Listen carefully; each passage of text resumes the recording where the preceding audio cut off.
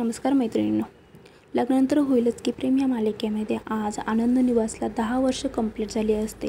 म्हणून नंदिनीने एक 10 वर्षाचं सेलिब्रेशन ठेवलेलं असतं आणि ती जीवाची खूप वाट बघत असते कटिंगच्या वेळेस. पण जीवा काही लवकर येत नाही. तर तिच्यातल्या सर्व मैत्रिणींना चिडवत असतात की तू जीवाची वाट बघते, चल आपण केक कटिंग करून घेऊया.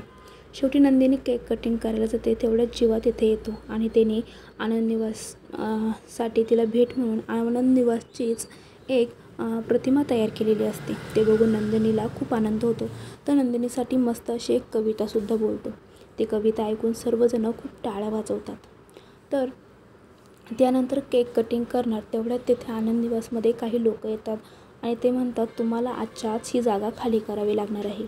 नंदिनी म्हणते असं कसं, मी तर 10 वर्षाचं ॲग्रीमेंट केलेलं आहे आणि आजच मी पुढील काही दिवसांसाठी सुद्धा ॲग्रीमेंट करणार आहे.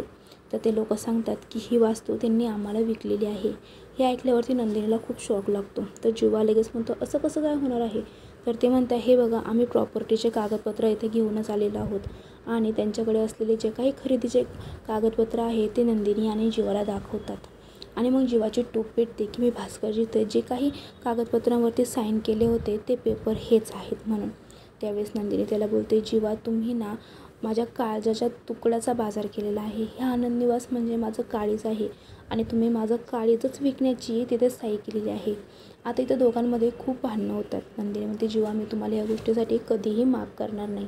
तेवढे तिथे असलेले ते लोक म्हणतात आत्ताच्या आत्ता ही वास्तू पाडून टाका आणि त्यांना म्हणतात तुमचे सामान जे काही आहे ते घेऊन बाहेर पडा.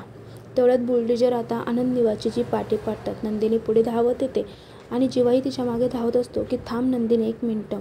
आणि नंदिनी पुढे जाऊन बुलडोझरच्या आडं उभे राहते. आता नंदिनीला दुखापत होईल का त्या बुलडोझरमुळे, हे सर्व बघण्यासाठी आपल्याला पुढील एपिसोड बघावं लागणार. त्यासाठी माझ्या चॅनल सबस्क्राईब करा, व्हिडिओ लाईक करा, कमेंटमध्ये तुमचं मत नक्की कळवा. थँक्यू.